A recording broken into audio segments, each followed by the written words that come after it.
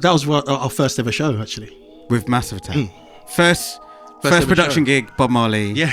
First live gig, Massive Attack. It's a bit mad, isn't it? It is a bit mad. You actually have so many stories. You've lived so many lives, you know what I mean? There's lots of amazing music out there, and that music needs to be nurtured. So I said to myself, let's just make it happen.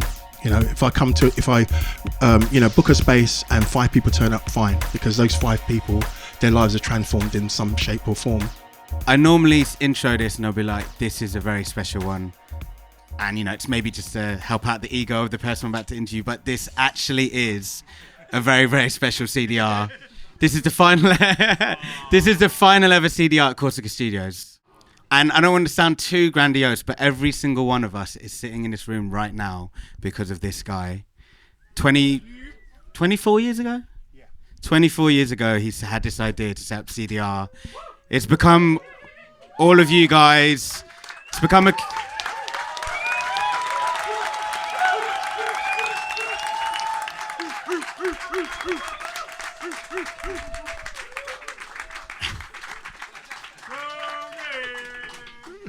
I'm still doing the intro, mate. Chill out.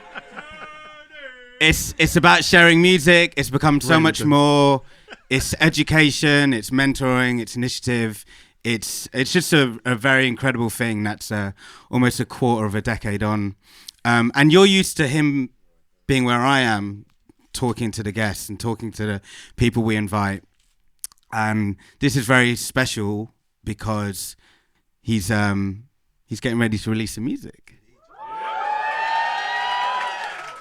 So, in another lifetime, pre-CDR, he was in a group called Attica Blues. Legendary group, signed to MOWAC, signed to a major, and we're going to talk a little bit of that history. And I guess off the back of that came CDR. And we're talking, you know, it feels weird for me to explain what CDR is, but what this talk about is his music making process, his journey to where he is now, and he's going to share new music with us tonight as well as some classic cuts, and we're going to talk about how that feels and what's to come, I guess. Let's do it. Make some noise for Tony Nwachukwu, please. I remember when Plastic People closed, and we're now at the closing week of Corsica Studios, and when that happened, you see this like outpouring of love of a place that people have so fondly to their heart. And CDR is still standing 24 years on. Absolutely. Which is mad. Even like most club nights don't last that long, let alone whatever this is, you know, this kind of forum, education, community hub. How does it feel to be at this stage now, almost like a quarter of a decade on? You know what? It feels amazing right now. Because CDR very much started as a knee-jerk reaction to some of the experiences I had in the music industry, and I felt the need to create a space for music, you know, music to be developed on its own terms and see where it goes. I had no idea what the business plan was, no idea if anybody would turn up, but I know, what I did know is there's people like me who make music and want a forum to kind of, you know, hear it on a good sound system and see what happens, right? And in that 24 years, it's not been easy at all, right? You know, it's where we're at now, we're in a really, really good place. I've got a fantastic team. Thank you so much. You know who you are. Amazing team. We get support from the Arts Council. We became an Arts Council MPO 3 years ago. And that has really, really transformed us from a very simply, because anyone who runs an organisation here, particularly if you run an arts organisation, funding is all ebbs and flows, right? You know, so when you've got funding, you can run a project. If you haven't got money, you have to stop, right? So the momentum's lost, right? But being an Arts Council MPO and having this 3 years of ring-fence funding to deliver our programmes and deliver CDR nationally has been great, you know, and it's almost like the 21 years before that was almost like the run up to that, right? Yeah. So getting the MPO, because we had this track record of running, you know, I ran CDR sessions when we've won, you know, there's been times when I've run it on my own, literally. I'm not a graphic designer, but I design the flyers, right? You know, I hustled getting club spaces for free, getting mates to help out, my partner doing stuff for free, just making it happen, you know, because I felt that, you know, as you mentioned earlier, lots of clubs come and go, right, for whatever reason, whether it's egos, finances, you know, genres changing or whatever. But I felt that, you know, there's lots of amazing music out there, and that music needs to be nurtured. So I said to myself, let's just make it happen. You know, if I book a space and 5 people turn up, fine, because those 5 people, their lives are transformed in some shape or form, or hell, some people might end up working together or collaborating, right? And I think when it comes to forward thinking music and creating spaces for people to experiment away from the industry, that is something that is a luxury in a way, because it doesn't really exist anywhere else. You know, a lot of the industry is based on commerce. It's based on whether or not you can sell tickets. You know, these things are important, of course, but I feel that when it comes to creativity, when it comes to humans connecting with people who are on this journey in music, you know, creating an embryolized space for that, for me, is like fundamental to human existence. I was actually, you know, one thing I do sometimes before I do an interview is like look at online interviews. So I put in Tony Nwachukwu interviews, and it was just hundreds of you interviewing other people. Absolutely. And there was one. I mean, on that, just to jump in, sorry. Yeah. So part of me creating, you know, doing that was I'm really into this idea of facilitation, right? And obviously CDR has facilitated you lot, right? And obviously people have been and gone, but ultimately when it's about things like this, for me, again, championing people who are making really interesting music, producers tend to be quite nervous and quite shy and either quite reserved. And for me, it was really important for those voices to have a forum, right? You know, it's not always about the person who is, you know, social media savvy, right? A lot of the time, they're the ones who are blagging it, right? It's the people who are really the nerdy one in the corner, you know, with those cables and manipulating sounds and just focusing on their craft. Those are the people that I wanted to platform. And I thought, yeah, it's something I really wanted to do. The one interview I got of you was the RA Exchange. Yeah. And in that, Andrew Mentor asked about... Big up Andrew, is he here? Is he here? Yeah. Okay, yeah. Big up. He asked about sort of the beginnings of Attica Blues, but you interject and be like, no. Before Attica Blues, I worked in Turnkey, the synth shop, right. And because I worked in a record store, that's where I met you. And working in a place like that, so many artists come through, and it's like a hub. Like, and I feel like that's something that maybe has come through with CDR in terms of like, there's these hubs where people congregate, and whether it's like nerding out about synths, and you're like, well, really the music making stuff, and you kind of got a big break with doing that. Yes. Working on like Bob Marley music. Exactly. Yeah. So the story is, anyone remember Turnkey? Yeah. Look at you people, man. Fantastic. Charing Cross Road. Big up Charing Cross Road.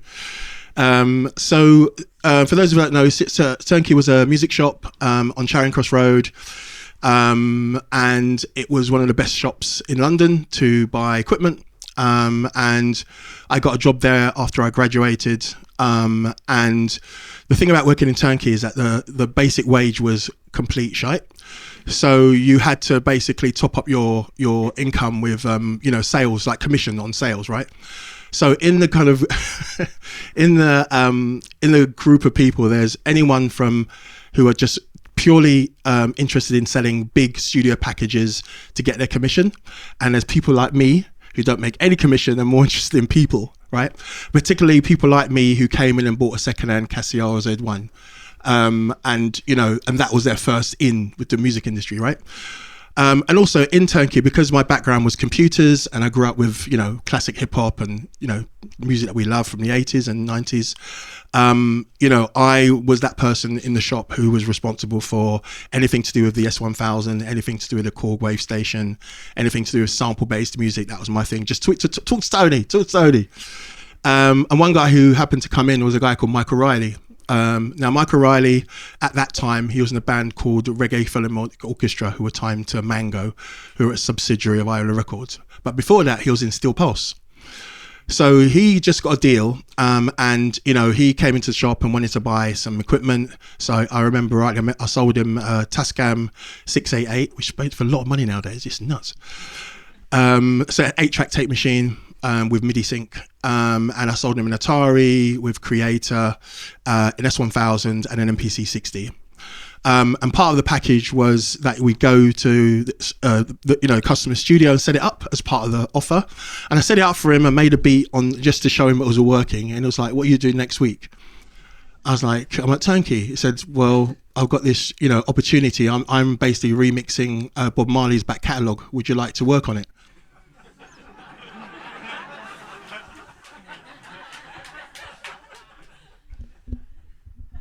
First gig.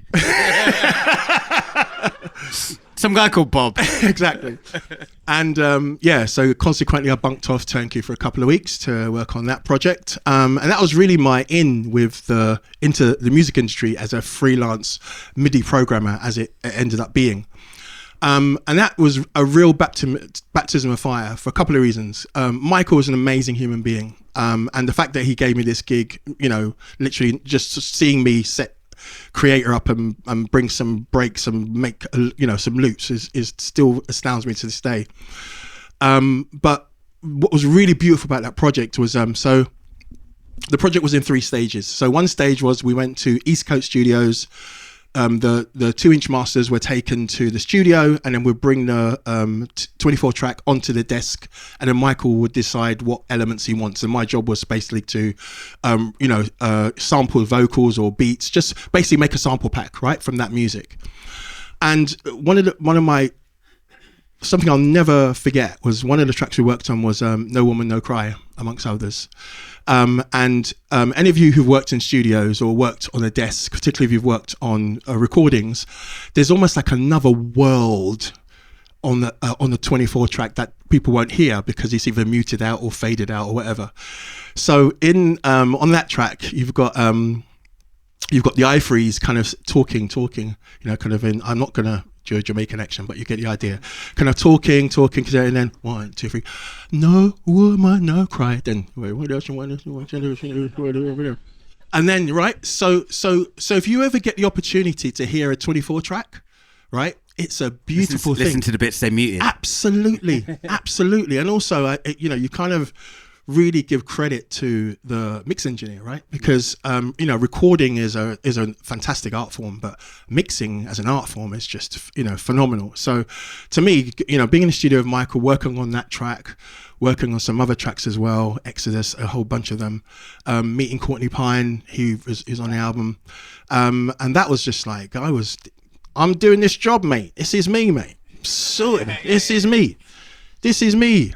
You know what's funny is, we did a call last week. I'm like, you forgot to send me the music, yet you can name every single piece of equipment that you sent that's sold to this guy like 30 odd years ago. Those are no, man. There's certain things that just stay lodged. You know how it is, man. I do get it. Yeah. And there's one other memory from that whole time. And again, something that really kept to this day. One of the engineers that worked with Michael, so I ended up being Michael's free programmer for at least 5 years. And the usual setup was me with my, that then I had an Atari, I had an MPC 60, SP12, a bunch of samples that I'd made, photography case with samples, and a Korg M1, and that was my kind of portable. Oh, and I had an Atari Stacy, which was a portable one. And that was my kit. These are details you're never going to forget. No, man, these are exactly. So my job was to, session would come in, I'd have to program some drums and do some sampling, but a lot of what I created was recorded to tape. And there was an amazing engineer called Jeremy Allen who worked on Massive Attack's first album. An amazing guy, funny. He's an English guy, but he thinks he's Australian. Why? And how? Lots of Anyway, he used to wear you get the idea.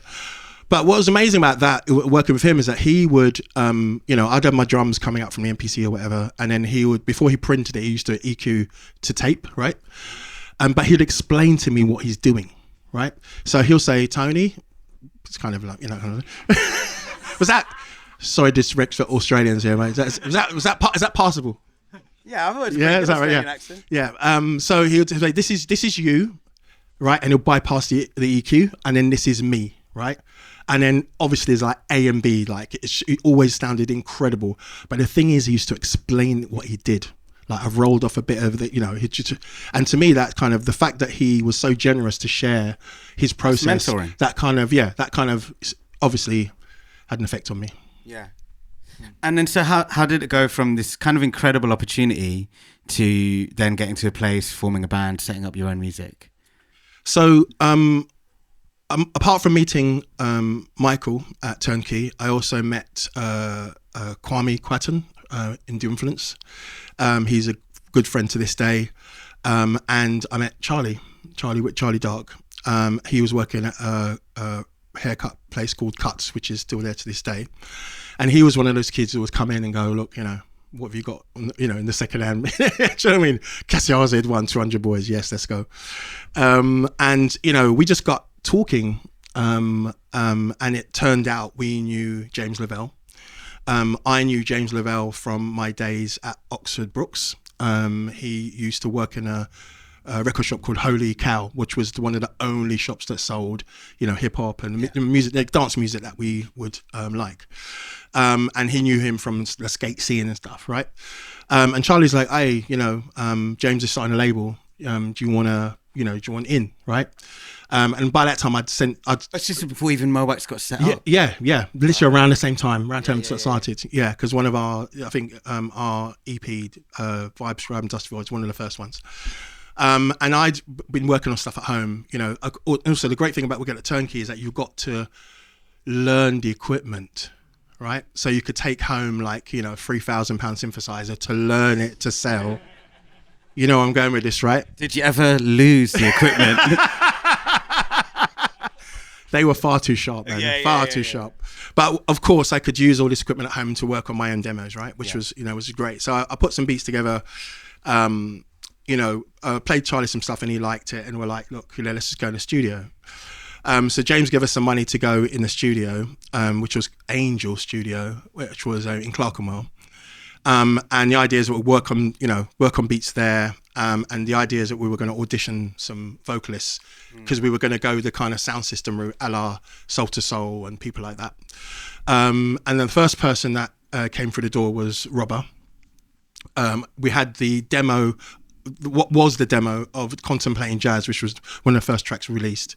And we told her just to go in the booth and do your thing. And she went in the booth, did her thing, smashed it, and it was the end. Yeah. And then you join. That demo was on the album, on the EP. She was like the missing puzzle in what we ended up doing, right? In terms of which was our quest for, hip hop inspired, soulful music. We used to have this kind of acronym Beats, Vox and Atmos, which is basically beats that are inspired by people like Marley Marl, Large Professor, these kind of people. And kind of atmospheric textures, and really kind of exploring what you can do with beat-led music and songwriting, essentially. You were labelled as trip hop. How do you feel about that? Yeah, I mean, at the time, I hated it. Yeah. Because when you're young and someone tries to label your music, no, it's not me. I'm my own person. So at the time, and also the way it was used, it was, is again, some journalist trying to get cred, so we were really anti it for a long time. But I guess as the years have drawn on and the way of helping people understand, scenes and place and genre, I can deal with it, particularly because the bands that are in that ilk, we definitely either shared stages or did remixes or whatever. Do you know what I mean? So, Massive Attack. Yeah. That was our first ever show, actually. With Massive Attack. First production gig, Bob Marley. Yeah. First live gig, Massive Attack. It's a bit mad, isn't it? It is a bit mad. You actually have so many stories. You've lived so many lives, you know what I mean? We're going to get into some of the kind of like older material before we get into new stuff. Yes. So like, you never sent me the music, so what were you going to play for us? Before we play an Attica track, I just want to show you this picture.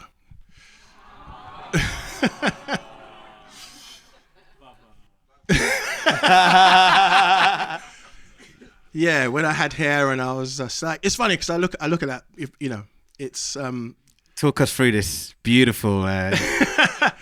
So the amazing thing about getting older is that you can reflect, right? Mm-hmm. And you can look at phases in your life from a I guess from the outside, right? Do you know what I mean? Right?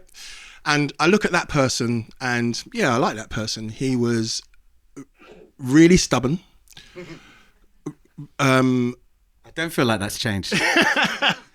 Maybe a little bit. Really focused, right? Really focused, and almost like, you know, was just ready for the world, as in, you know, ready to take on this music industry, right? You know. Big shout to Jude Wemo. He was the guy who originally coined that Afropunk. It's basically Afropunk Corporation. He was the first person who come out with that. And those it's not a festival in America. Those Americans, they borrowed it without asking. But that's big shout to Jude Wemo. So we used to rinse that brand at the time. Still got that T-shirt somewhere. I don't know if it fits though, but that's a whole other conversation. I can make it fit, retrofit. Yeah. Cool. All right. So, hello, younger me. What year are we talking here? So we're talking 97. Yeah. Okay. So, I'm going to play an Attica Blues track. It's called Tender. It was our second single. So the reason I chose this one is because we brought out an EP called Vibe Scribes and Dusty 45s, and on that was a track called Blueprints, which kind of, you know, people were into it. So at the label, so we're on the MOAX, and this was around the same time MOAX did a deal with A&M, and we're kind of part of a bigger major, right? And after Blueprints came out, they're like, yeah, what's the follow-up? What's the follow-up? So we came up with Tender, and we were summoned to the MD's house. He lived in a big swanky place in Holland Park, where he basically dissected this track and basically tried to give us some recommendations on what to do with the arrangement. Like A&Ring. Yes. And he was talking about things like, when this comes in, it's like Wicked Witch of the East. He was coming up with these metaphors. Like, what are you talking about? So we ignored him and just did what I think. Yeah. Yeah.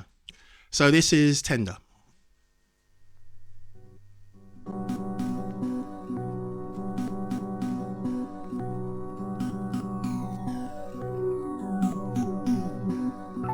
From paper to pen, from pen to paper, read these whispered words from what was once to what now has to be. Breathe these whispered words, and when the blue ink dries, and when we both have cried, only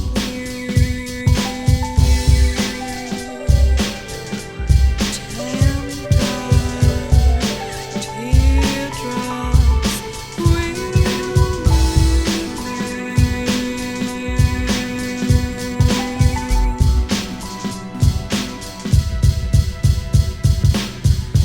when nighttime falls and the air draws cold, candles flicker flame.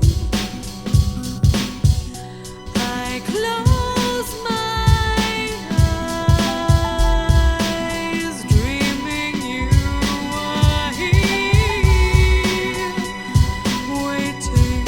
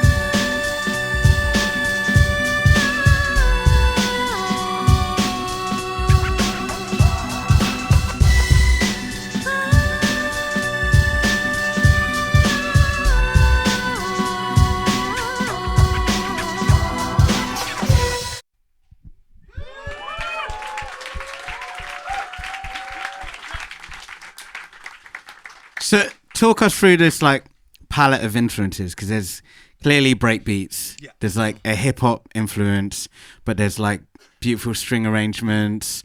Obviously, like soul music, UK music. Obviously, there was trip hop, but there was like Warp, Ninja, stuff in Chicago, Detroit. Like, what was the sort of like all the above? So, fundamentally, I'm a hip hop head.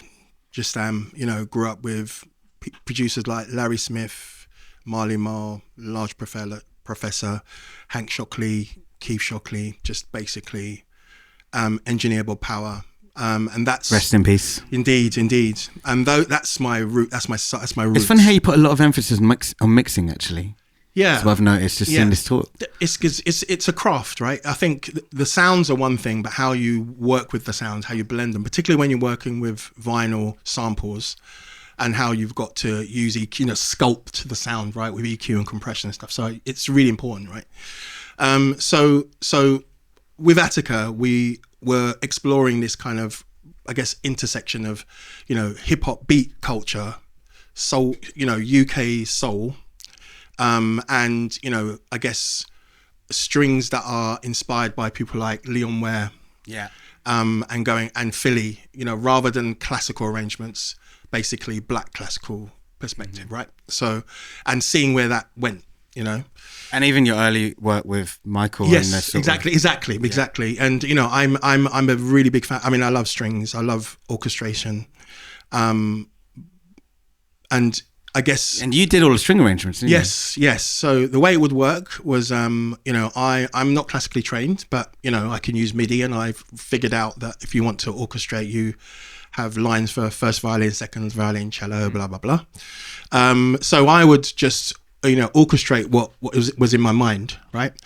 And I met a gentleman by the name of Stephen Hussey. Big up Stephen Hussey. He was part of the original section that played on Keep On Moving, Soul to Soul's Keep On Moving. So Soul to Soul, the strings on that are basically Reggae Philharmonic Orchestra. So Steve was basically the arranger. So I met him through Michael, and he was instrumental in my MIDI strings, which I used a JV 1080. Big up the strings on the ensemble card. And Steve would basically take my MIDI information and transform it into arrangements that were... What DAW were you using at the time? They weren't called DAWs then. What were you using? So I was Creator. Right, okay. Yeah, C-Lab Creator. Yeah, C-Lab Creator. Had a crop copy of Pro 24 back in the day. Those who know. Crap copy of Cubase. Those who know. But then I really got into C-Lab Creator because it was a bit more groovy, had a bit more soul, particularly with the Quantize 16. Those who know about 16D, you know about 16D. In Logic, anyway, 16D. Those who know. So you have Quantize templates, right? Okay. Yeah. So you basically 16A straight 16ths. Straight 16ths, right? 16 to 16B is a little bit equipment. A little bit more groovy, but D is like the sweet spot, which is like you've got that kind of swing. Yeah, it's great. Creator was my door at that time, and obviously SP12, MPC 60, etc. And we were, and with this record as well, is that we were again trying to get this kind of intersection of like beat-based culture. Can I just add as well? Yes, of course. I looked into this tune, and I've got some of your records. Like this tune has a remix from Organised Confusion. Yes, it as does. in like Pharoah Monch. Absolutely. If you're a fucking hip hop head, he's like one of the goats. And I've even got a record of yours that's like got a jungle remix from Photech. Yes. Fair enough. Mm-hmm. It's also got a jungle remix from Richie Horton. Absolutely. Plastic Man. Yeah. Like I didn't even know Richie Horton did jungle. I know. Until I found this crazy, right? I know. Like you guys have really been about and collaborated with some mad people. Yeah, it's been nuts actually. Yeah, it's been nuts. But also at that time, these were just electronic musicians, right? Who were up for doing remixes, right? Obviously they were names at the time, but they were also part of the scene, right? So, but the Organised Confusion one, that was that was a hip hop amazing. That must have felt special. Of course. And there's others as well. So, yeah, because again, like a lot of us who grew up listening to what's now termed golden era hip hop, it was hugely influential, just from the fact that you can take audio from vinyl and you can transform it into the world's your oyster once you've got a sample, a piece of an audio recording in a sampler. And, hip hop really pioneered the use of the sampler for sure, both sonically in terms of, creating collages, modern music concrete, but with soul, right? And that's, to this day, that's been my driving force. Did you guys have you just said driving force, but did you guys have an MO, a manifesto? Because the one Attica Blues interview that I found on YouTube, it's like some mad random one from some Berlin TV show or something. And you and Charlie, it was basically just everyone wants to make dance music, but we want slow stuff, I feel that it's interesting reflecting on that. So I mean, I was very stubborn, and because I was the technical one, I got dibs on what tempo, what we're gonna do. Yeah. To a large extent, for the first record, not so much for the second record. Yeah. I felt that we were onto something. I feel that as an artist, you want to try and carve a space for yourself, carve an identity for yourself, right? And it felt to me that how we were working together, Charlie's background as a DJ, and knowing how to rock a party, Robert's amazing voice, and my technical prowess and nerdiness for samples, I felt that we were on to something, and we kept it going as long as we could, essentially. What have you got next in So next up, do people know this record? So if I've even got this on vinyl. There you go. Good. Yeah. This is a tough one because on the other side you've got Jay Dilla. I know. I'm going to talk about it. Yeah, but you're also going against Dilla. I know, but it's also zeitgeist, right? So, so the backstory is that Attica we played live extensively. I went, there's a rehearsal place called The Premises, which is on Hackney Road, still there to this day. And there was a young guy there called Morgan Zarate, he was 19 at the time, legend. Sick drummer. I had to take him. I had to just take him. You're Attica's drummer. You are Attica's drummer. So while we were touring, he would say, I'm in this band SpaceX and we work on these tracks, and this track Eve was the one that he was working on a lot, right? So to cut a long story short, they got signed by Ross Allen to Blue, which was an imprint that Ross had in Island Records. And they asked me to do a remix of Eve, to which this is my version. Cool. And at this time I was really interested in just how you can, just this whole beat science thing, right? And how you can create, I guess, really interesting beats that are deceptively simple, right? Yeah, that's kind of where I was at with this. Shall we have a little listen?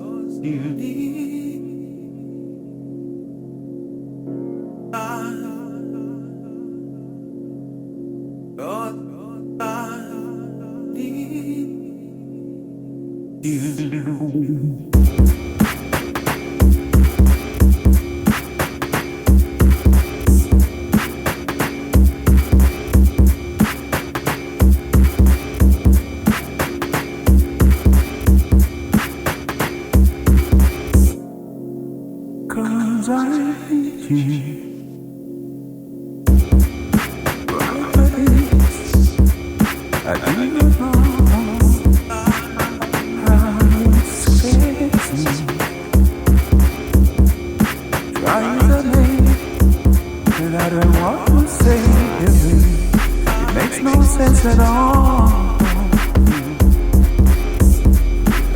look at it this way, 'cause this is a strange way, 'cause it's amazing, 'cause I am gazing, 'cause I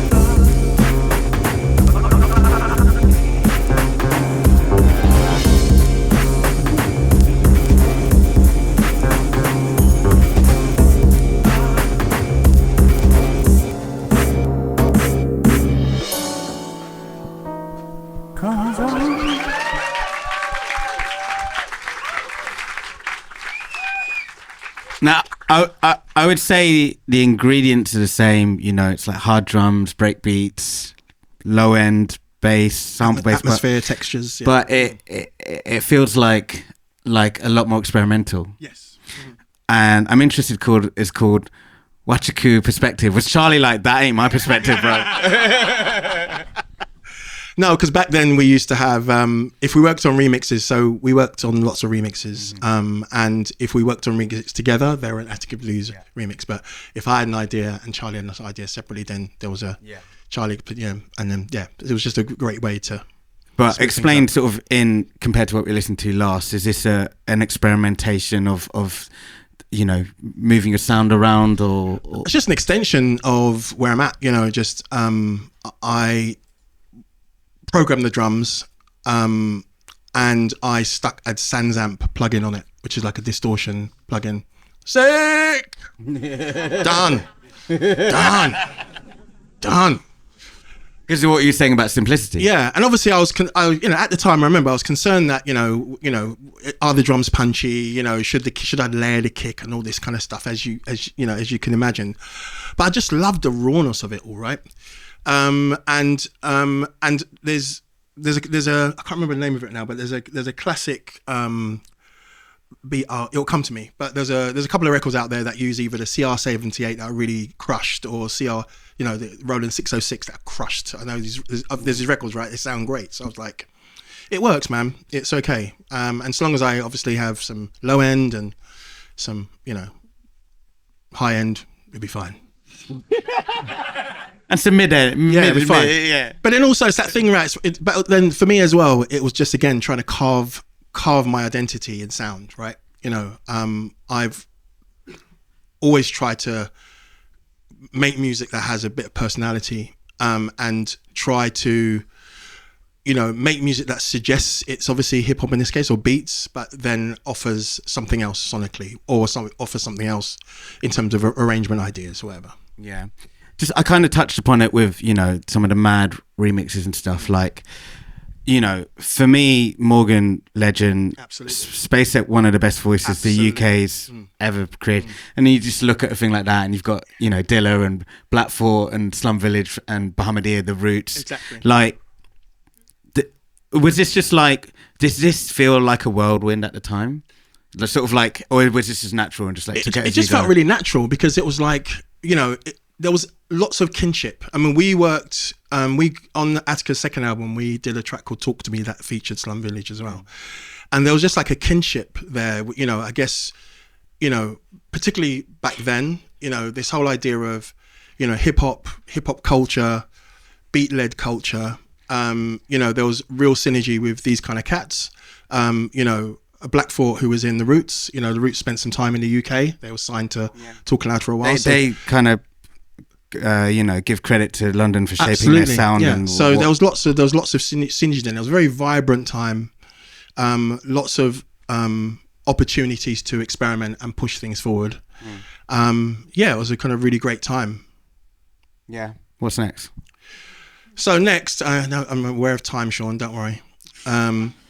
If there's ever one that's going to overrun, it's going to be this one. I'm not even watching the clock no more. I'm not going to look at the clock. You guys are all here for this guy. Come on, we're not going to rush the guy. It's going to overrun. It's the last one, damn it. So Chris is in the audience here. Big up, Chris. 0dB. Great label, great sound. I've always loved your pressings, man. Incredible. So Chris reached out to me and asked me to remix a track called Sunshine Lazy. Again, following... Even this, man, like Far Side, Cruder for Cruder and Dorfmeister. There you go. Great times. Mad time. Great time. So with this remix, I again, just following on this theme of, trying to explore, beats and rhythm, I was really influenced by Carl Craig, the whole Planet E thing. So with this track, I kind of imagined, if there was such a thing as a kind of Detroit inspired beat record, what would that sound like, right?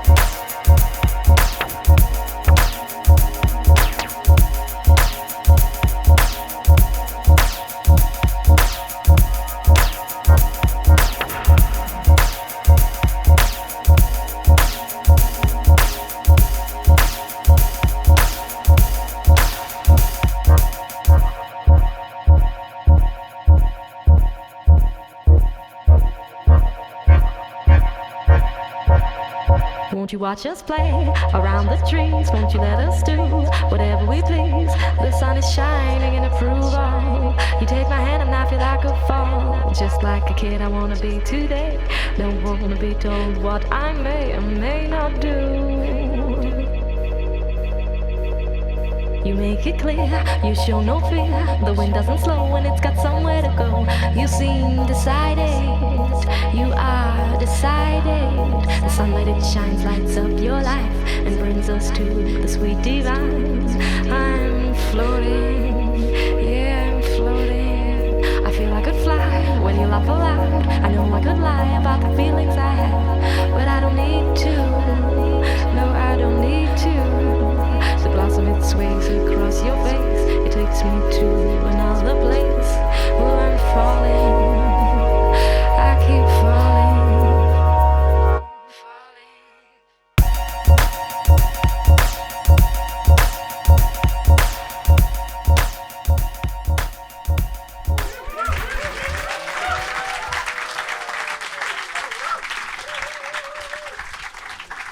So this is 2008. Yeah. So this is quite a while after. Yeah. Like a whole another decade. Yeah. So essentially, so to backtrack a little bit, Attica released one record on Mowax, moved from Mowax to Sony Higher Ground. And the reason we moved to Sony Higher Ground is a couple of reasons. One, we used to tour extensively, and touring was essentially my car, equipment, back of the car, driving to festivals, no line check, just basically dumping stuff on. It was all very, very stressful. And there was this circuit that was basically us, Herbalizer, Plaid, Lamb, and that, you know, whether it's Essential Festival, whatever Phoenix Festival, this was the kind of tour, right? So imagine me stressed out, and also on stage I had an SB12, I had a rack with an ADAT for, you know, for some of the strings, and it was very, very stressful. No budget for tech. I did all the tech basically, and either before or after us, Lamb would turn up, and Lamb would have entourage. You'd have these basically Lamb flight cases coming through. Yeah. And then basically their team would set up everything for Andy, right? And then, you know, whereas mine was like, you know, just like, Andy would be like, you know. And then this whole team, we were like, we want that. We want that.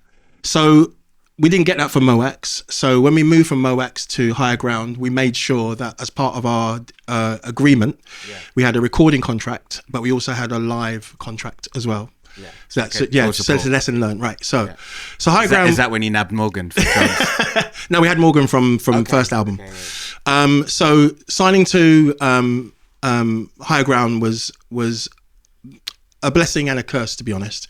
On one hand, we were signed to a label that was Left Field were on the label and DJ Rap were on the label, and so we felt that even though it's Sony and it's the 90s, where basically Sony at that time, it was all about Destiny's Child and Atomic Kitten and all very kind of like pop R&B, those who know. And, you know, we felt in an independent label within Sony, we felt that we were shrouded to a certain extent.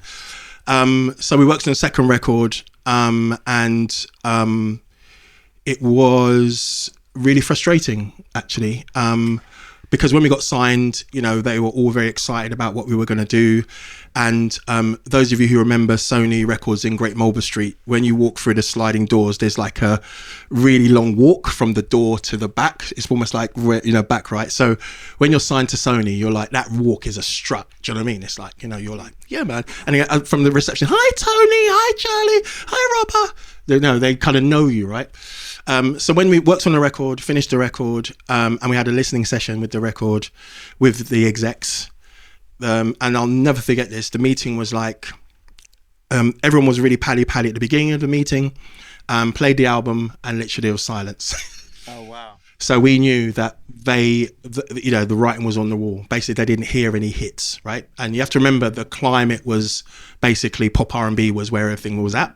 So even though we were, on this, what we felt was a label that was, would respect what we're trying to do in electronic music. It was, basically the writing was on the wall for us. And I remember going in a few weeks later where that walk was almost like, funeral security march. Funeral march. And then Mick Clark was our A&R man, and the reason we signed with Mick Clark to High Ground was because he signed Soul to Soul, and he signed this band called The Syndicate, which in my opinion is one of the most underrated British bands of all time. Big shout to Don't Ramp and Fingers. Check their music out. It's a travesty why they aren't known as much, because they are definitely an influence on my music as well. So signing to High Ground, it was great for a while. We got some money to make a record. We mastered our record in America, which was great, but the writing was on the wall, so we got dropped. And those of you who don't know what being dropped means, you can understand what it means, right? When you sign to a label, you get a bunch of money to make a record. If you make the record and it's released and it doesn't perform the way they would like, then they either shelve you, where they keep you and prohibit you from bringing out music. So you have to change your name and all this shit, or they just drop you, right? So at that time, it was humiliating, right? As you can imagine, right? Particularly because up until that point, even though we didn't chart or anything, we had quite a lot of people digging what we do. And we toured extensively. We had a really good touring record. So we kind of started to do our own thing, I started CDR, Charlie started Random Crew. And this was at a time when I was trying to find my identity as someone who was in the band Attica. And even though we didn't call it quits, we just stopped working together and did other things, because it had been about 8 years, to be honest. So I was kind of finding my identity as I guess a remixer, as a DJ. Yeah, because throughout the years, there's been little sprinkles of like a remix. Yes. Throughout this whole time, because we can talk about it as much as you want to. I want to, I want to talk about music, but CDR. And probably that experience, which creating CDR, you said was a knee-jerk experience. Absolutely. From almost like the trauma caused from being caused. Well, it's defiance, really. From defiance and creating your own network and giving people a place to create art without the infrastructure of the major labels and where it's about the music first, I guess, right? We can go into that as much as you want, but we're here to talk about your music as well. Throughout this whole time, this is like a good few years later. Were you making music the whole time? Absolutely. You never stopped? No, stop. My SoundCloud in private has got... What? Give me a figure. 400. Ooh. Across the whole 2 decades, 2.5 decades now. Yeah. Since whether or not they're just like snippets or things that are a little bit more elaborate. I've always been working on music. I mean, look, that's me. I'm telling you, this guy, man. I've been to DJ sets. I'm like, what is this? Send this to me, man. Still never sent it. Well, I'm gonna send. Now's the time. Yeah. Now's the time. So I mean, a lot of that was to do with insecurity, to be honest. I'd gone from living in blissful ignorance, being able to my studio was called Papa Bears. Robert Lame named it that, and that was my laboratory, right? And for a long time my life was get up, go to studio, make some music, with a sampling, sound design, whatever it is, whether it's a remix or a track for Attica or whatever, and then get called to do some press. Oh, okay, you've got to do press with Record Mirror or whatever. Okay, I'll go. And I didn't really give a shit about press. I didn't care. Charlie loved that shit, but I was like, I didn't care. And also, within the zeitgeist, you had bands like Portishead who famously weren't really doing press. Yeah, do you know what I mean? So this idea of doing press was something that, I mean, at least for me, I was like, let the music speak. I can't be bothered talking to you. Unless it'll sound on sound, that's a whole other conversation. But yeah, so I felt that. So as finding my identity, I guess, through Post-Attica was very much like almost like a rebirth in a way, right? Because I'd been in this band that toured extensively. We worked, and we literally lived, you know, in close proximity with each other in each other's lives. I'd also became a father as well, and that was huge. Any of you fathers out there know and work in the creative arts, you know that shit. That's a lot of pressure. That's a big one, right? So there was a lot going on, right? So. And also I would say that because through Attica there was lots of critical acclaim but no sales, right? You know, there was it was almost like at that time I was like, well, to a certain extent, what's the point of putting out music if it's not going to sell, right? I kind of had a cynicism had kicked in, right? And I just felt safer developing music in private until I felt the right time to release it.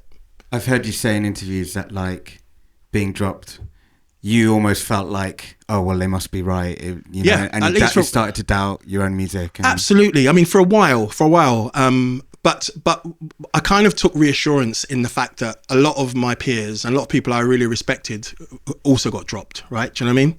And some, you know, and I was reassured by a lot of, you know, some artists who went on to being dropped and actually being successful afterwards, right? And I know for me, isn't it one of the reasons because Sade fell in love or something? See? Charlie said something about like Sade delayed an album, and then because of that, Sony dropped a lot of the subsidiary labels. And, I'm not sure. Yeah, I'm not sure. That, okay. But it wouldn't put me, you know, Sony. Sade. Sean knows the one, man. Sean knows the one. In our office, we've got a whiteboard. A whiteboard of? We've got a whiteboard with some a homage to Sony. A little. Those are no. Okay. I'll ask Sean after. I know what Sean's like, so I can imagine. No, but it's one of those things, you know.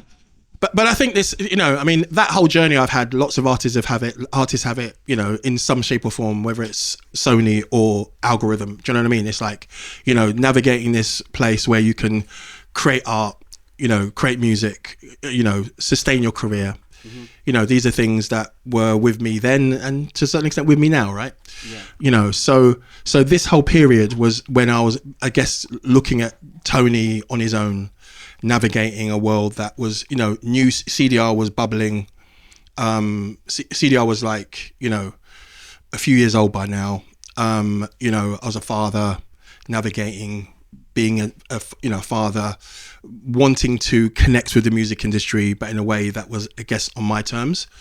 So it was almost like, whether Chris asked me to do a remix, I'd known him before. That was like a friend asking me to do something. I'd do it. Do you know what I mean? Yeah.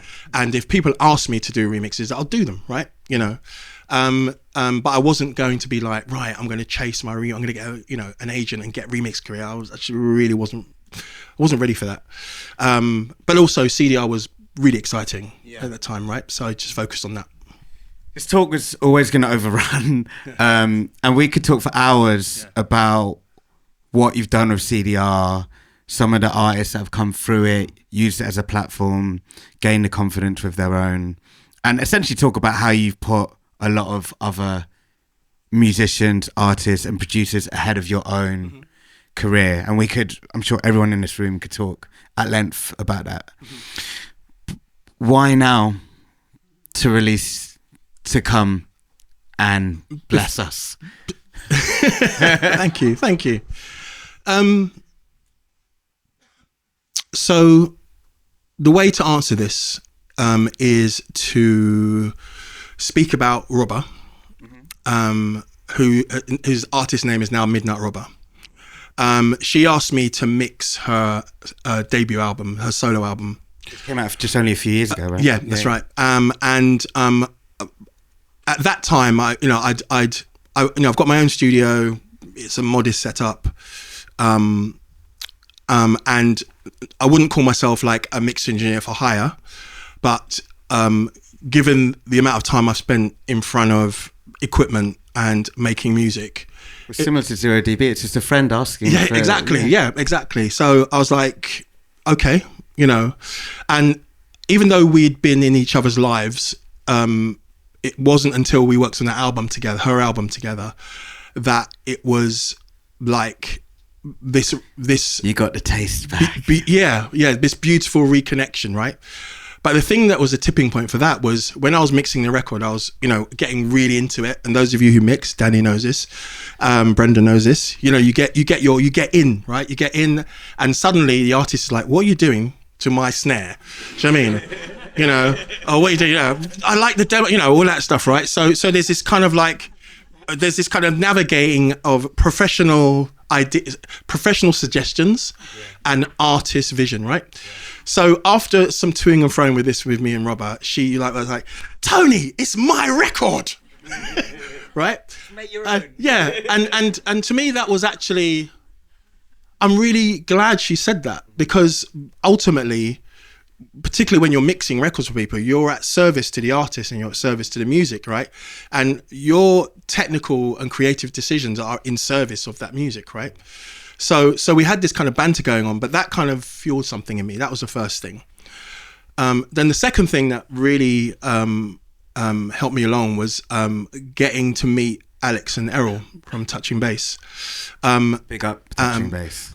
When Alex moved to London, she stayed with us in our house for a while. And she helped me when I was doing CDR in Copenhagen for a while. She was helping with that. So I knew Alex beforehand.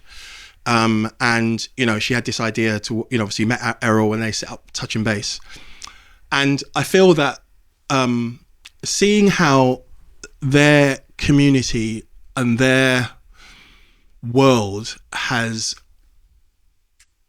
in a lot of respects, has a lot of things that I never had, right? When I was their age, Attica were always like outliers. We were one of the only black bands on Moax. We're only black bands on, we were always like outliers, always, right? Even when it comes to our shows, outliers, right? And I'd kind of got used to that, right? And kind of mentally, I guess, okay, I'm always going to be an outlier. That's fine. I'll wear it, right? Which is also, and I wear it proudly, right? But seeing how they've developed and how they've developed their scene with people who look like them, that pays homage to what we brought to the table, what Adam brought to the table, a whole bunch of other people. Adam Judge refreshed over there. People who have kind of developed identity in black music, and seeing their generation bring it, but from a place that they've got this really strong identity. And they asked me to work on a track, which was called Dream on Freedom. And seeing the care and dedication they put into bringing out that record, and me taking inspiration from the parties they do, the energy they have as a community, that was just like, okay, all right. And then I was like, I went to my SoundCloud pretty much soon after, and I went through some of the tracks, and I was like, you know what?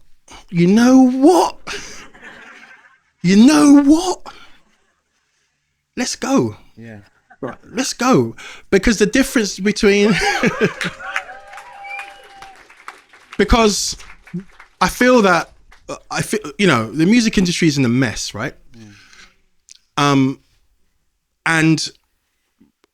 if care is not taken, music that matters will, I don't want to be pessimistic. No, let me be optimistic. I feel it's really important to support forward-thinking music, and create space for forward-thinking music, because, we all know about the whole thing about AI is one thing, but what I'm saying is a lot of the industry is about complacent music, about music that's obvious, music that serves the algorithm. But most of us here, we all listen to all kinds of music that doesn't necessarily, go that path, right? So my thing was, right, okay, I feel it's time for me to contribute again, right? From a place of doing what the fuck I want, right? No, and I mean that, and I mean that sincerely. I really do not care. Like, I really don't care. Yeah. For a few reasons. One, because again, anyone that's been signed to a major label and has dealt with A&R men trying to steer your direction, a lot of my career was, I won't say it was hung on that, but a lot of Attica world was on that thing, right? And I've got this opportunity to say what I want. So I'm going to do it. I'm going to do it. I really don't care. And also, that's basically it. I feel that if you make music and you're an artist, as in someone who expresses themselves through art, that's your identity. That's who you are, right? And creating a relationship with an audience should be the goal, right? Whether that audience is your family, right, your partner, or 10,000 people, right? And I feel that there's a lot of pressure on us as artists, as music makers, to obviously earn a living. That goes without saying, but to try and fit in the algorithm, trying to get such and such a person to play your music. And all these things, don't get me, it's all important, but it all becomes a distraction, and you end up pandering to that, which indirectly affects your art, right? Yeah. So I was like, not going that path. I really don't care if I don't say, oh no, sorry, let me take that back. Of course I care if it doesn't sell. I don't want to lose money, right? Of course, right? But the business of selling music is something actually quite interesting in this climate, right? So the way I'm releasing it is going to be quite interesting. I won't talk too much about it now. But I feel that for the rest of my career, sonically, I'm going to do what I want and actually go on a journey with you guys and whoever. Go on this journey, right? And if we can, as CDR has been a space for, creating a connection with one's music and like-minded people, I feel that more than ever, I guess, how am I trying to frame this?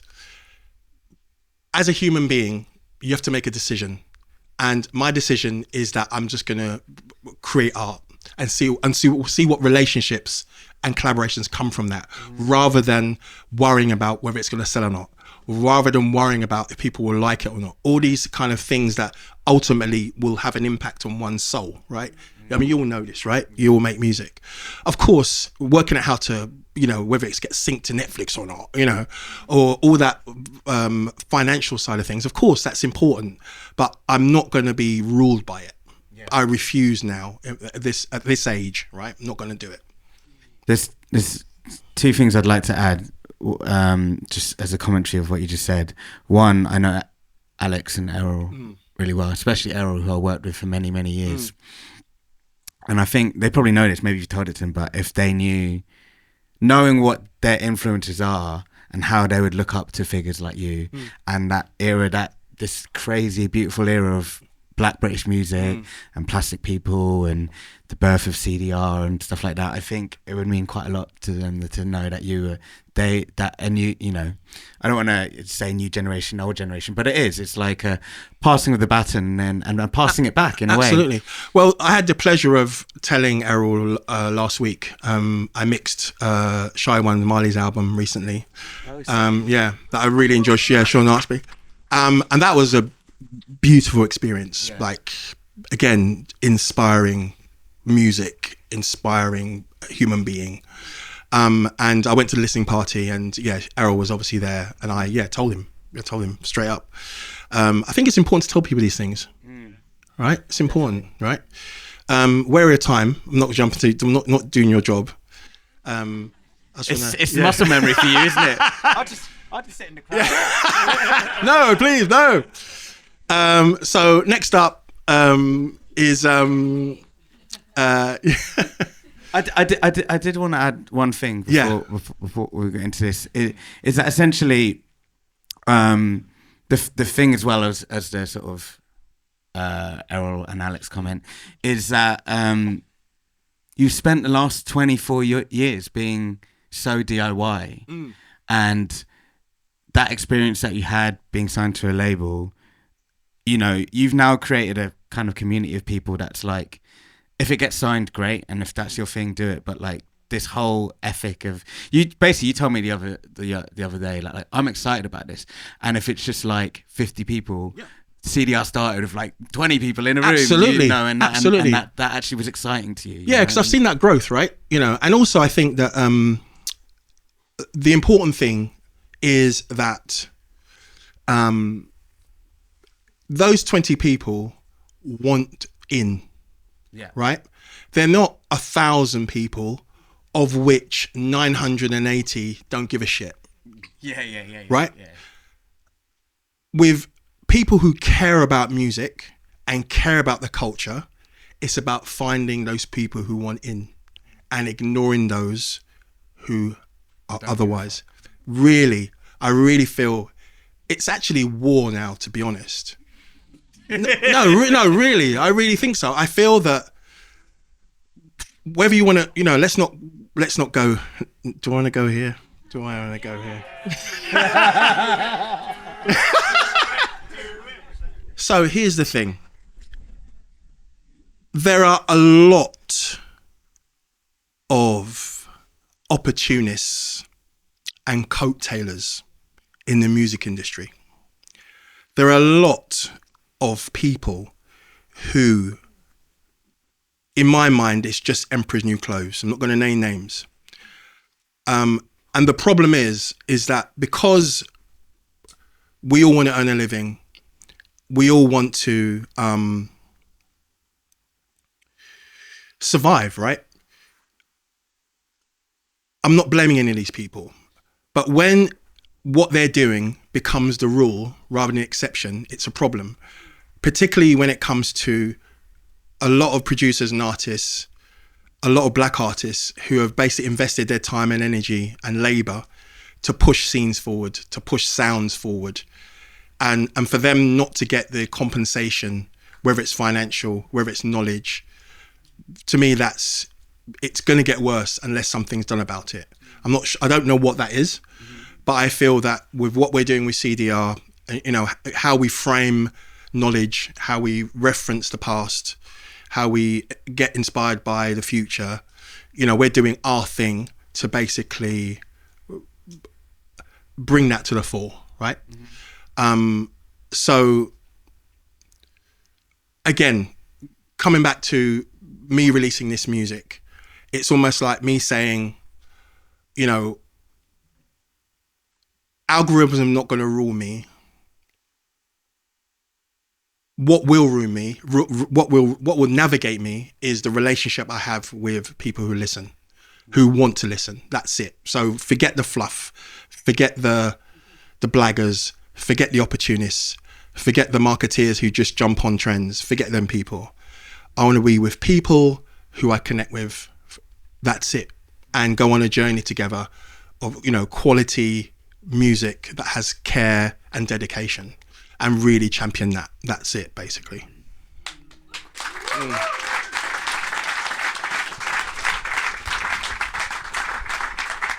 What we got next?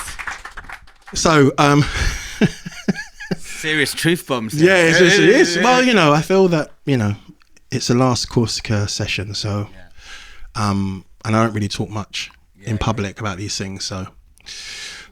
So this is a record called, so I created this alias called Nepa All Star.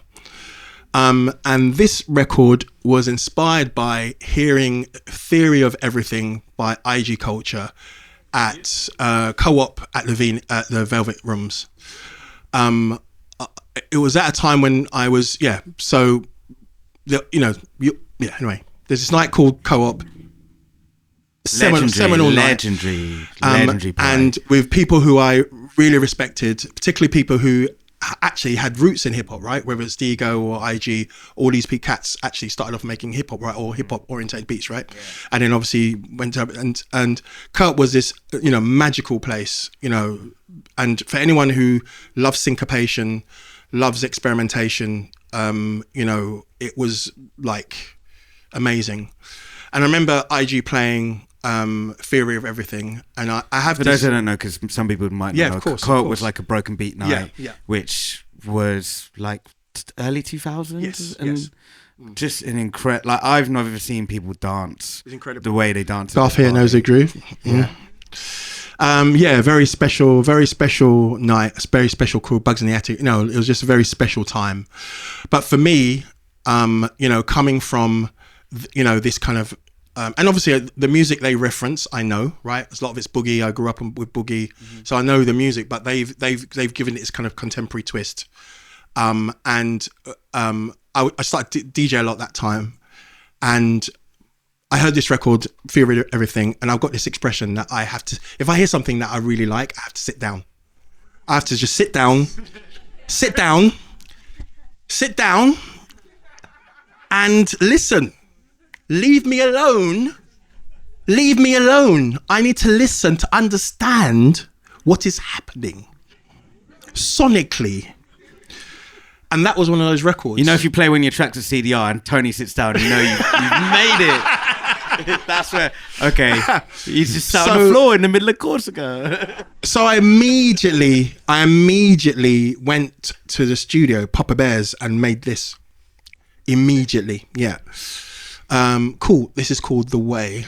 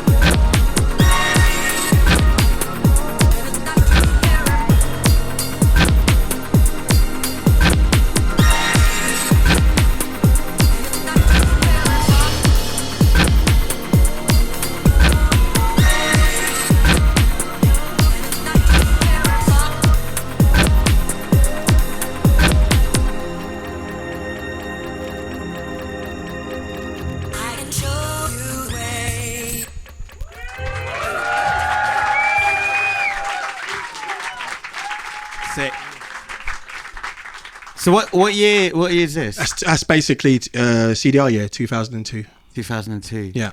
So like, wow, 2002. Sounds so, like Broken Beats still sounds so futuristic to me. Mate, it's the soul, man. It's just incredible music. Yeah, to this day, still, yeah, music that inspires me. Are we gonna hear some? We're gonna hear some new music now. Okay. Yeah. Make some noise if you want to hear some music. So I did have this like. That's a blank empty project. It's crashed. You've been teasing us for like. It's crashed. No, I need to show you. I need to show you one thing, right? I need to show you one thing before I do this, right? And just look at this, right? Look at the latency on that, right? And you'll see I'm hammering it, right? Yes, I could have frozen tracks. I know that. I know. Exactly, mate. Exactly. So yeah. So big And up. we just done this whole talk for you, like, oh, my CP's gone. See you later. So this track is one of the tracks on the album. It features an artist called Cass. Her artist name is Elsie. She first met her on one of our CDR programs called Process, where we support female non-binary producers and artists. But what nailed it was I went to Henry and Vanessa's wedding. Big up Henry and Vanessa in Rome. CDR couple there. They met in CDR. Yeah. Sick. That's Yeah, amazing. yeah. There's a few. There's gonna be CDR babies. Yeah, man. Yes. Just like running around. It is, and, yes. Create, define, release, man. Do you know what I mean?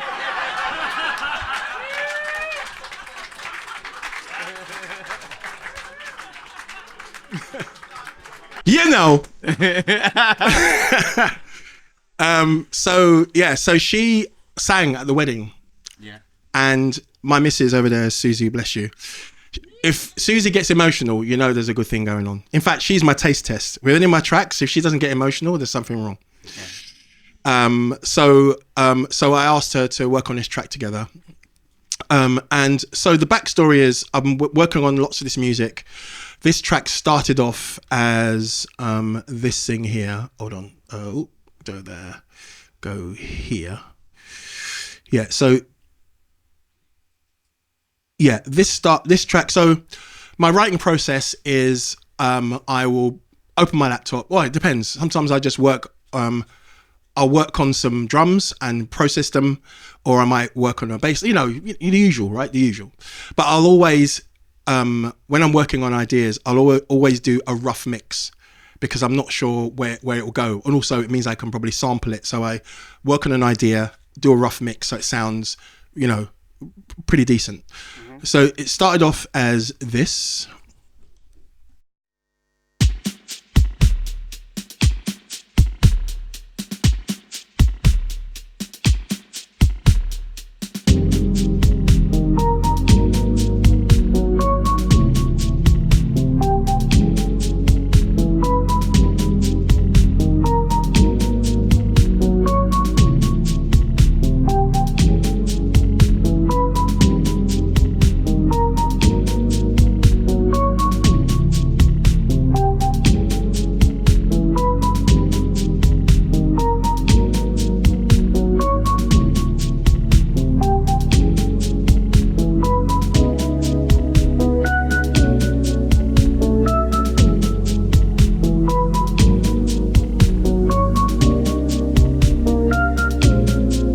You get the idea, right?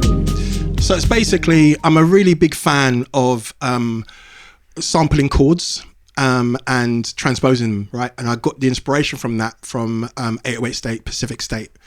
Sampled the Juno, played the chords. So ever since then, really, I've been, that's been something I do constantly. Nowadays, I layer more, as you'll see. So that was the original idea, and I liked the vibe of the drums, but I had no intention of releasing a track that had that kind of those drums, at least with where I was at the time. But I really loved the movement of the chord progression. Yeah. So then I worked on some drums, and I have got this. I've got this thing. This is an Eventide Super Prime time. It's basically a delay processor.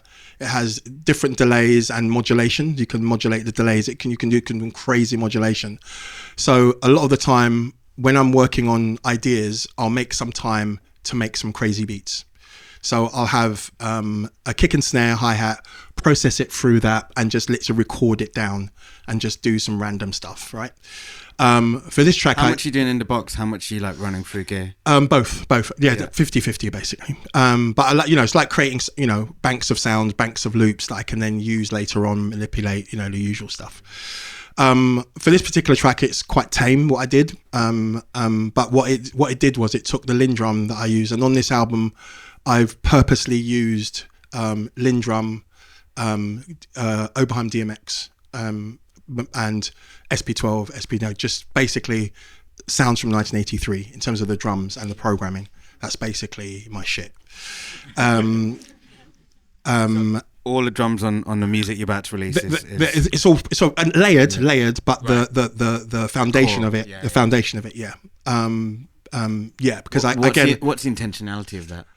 Because I upon reflecting, I realized that those sounds have moved me all my life. Yeah. There's a track by Run DMC called Jam Master Jay. Yeah. It's ridiculous. Yeah. It's just basically drums and reverb, right? Is that Rick Rubin? No, Larry Smith. Okay. Big shout to Larry, may he rest in peace. So he's something, yeah. So I kind of was like, you know what? Let me explore that and where that goes, right? So with those drum sounds and using the AMS RMX16 non-linear preset, which is like a non-linear reverb, is like reverb that hasn't got a tail, right? Prince used it a lot. Very popular in the 80s to get a kind of bigger sound. So the foundation of my drums are, whether I've layered them with 808s or whatever, but the foundation is Lindrum, DMX, AMS RMX16 as the kind of the core, right? Where is it gone now? So before I play it, I'm going to just solo the vocals. Yeah, this is a work in progress, you know that, right? True CDR style. So I'm still working on the mix.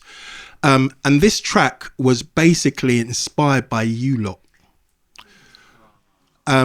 It was, should I do that? Do you want to hear the BVs as well? Or just the lead? What do you want to hear? BVs as well? Yeah? All right, cool. All right, cool. So I want to, so I wanted to play the a cappella first, like just because this... Can I say something? Yes. I thought your project file would be a lot more chaotic. Well, it starts off chaotic, but as I get closer to the mix, I start to organise. Organise, right? yeah. I start to organise. You knew it was going to be on the screen, so you were like... Maybe. Right, okay, cool. So this is my ode to you, right? All the lyrics have come from, I wrote the lyrics and then developed it with Cass. But this is an ode to you, basically.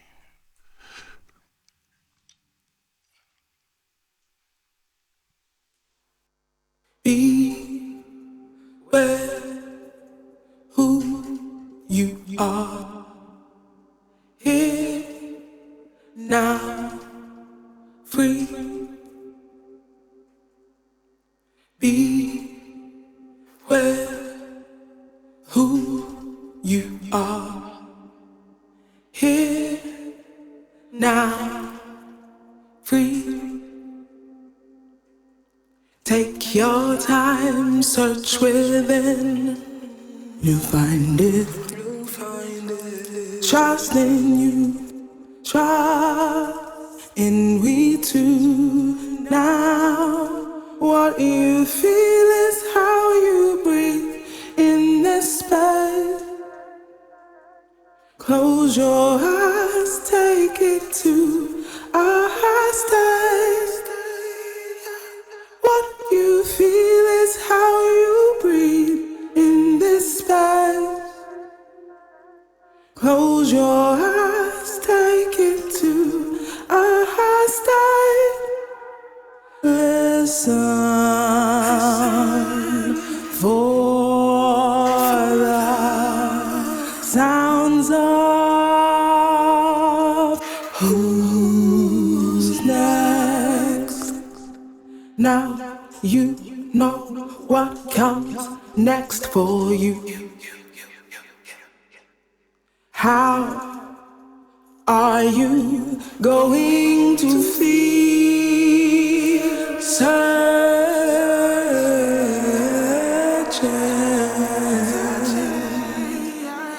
embrace the sounds of what you feel is how you breathe. You get the idea. Fuck's sake, Tony, you're going to make everyone cry. And,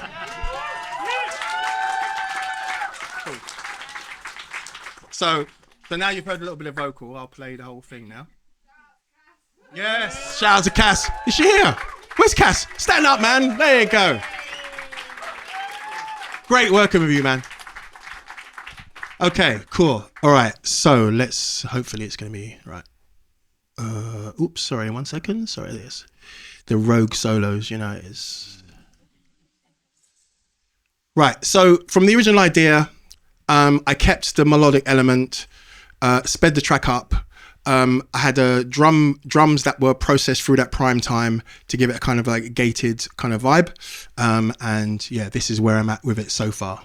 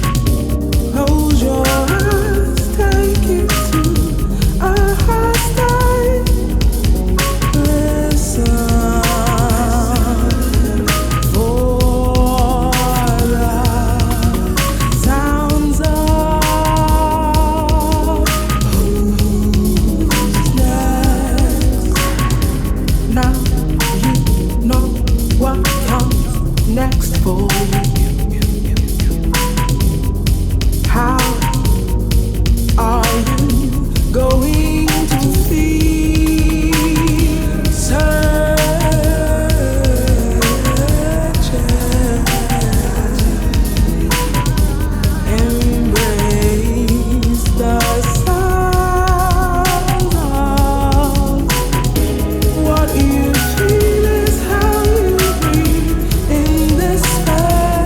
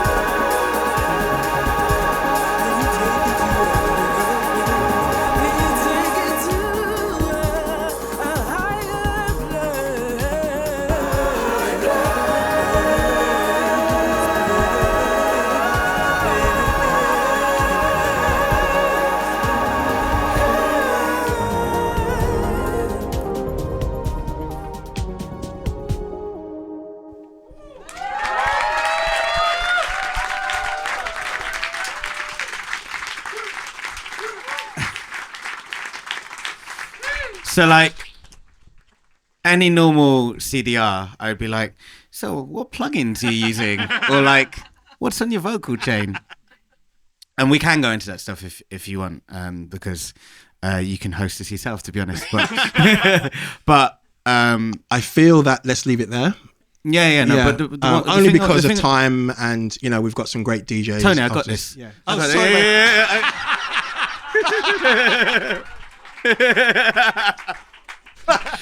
The only thing I wanted to ask, and I'm sure there's going to be lots of questions from the crowd, is how does it feel sharing music? Because one thing you told me is that we've just talked about the whole history, but you felt like you're a new artist, and this actually feels like a new sort of like beginning. Absolutely. Yeah, I'm not really on social media.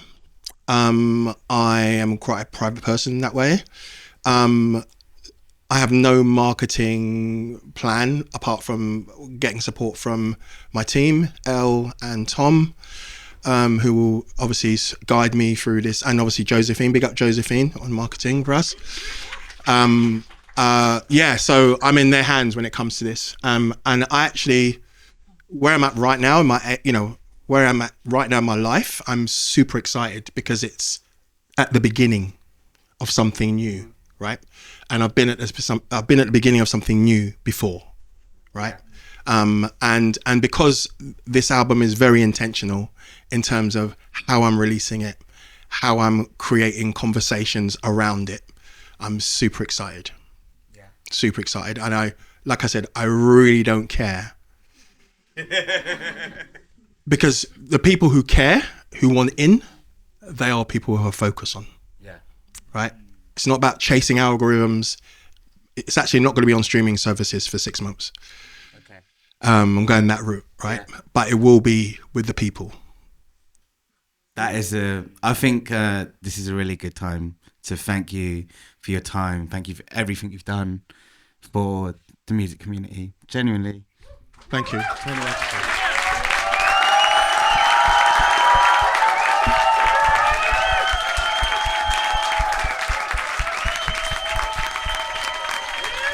Thank you.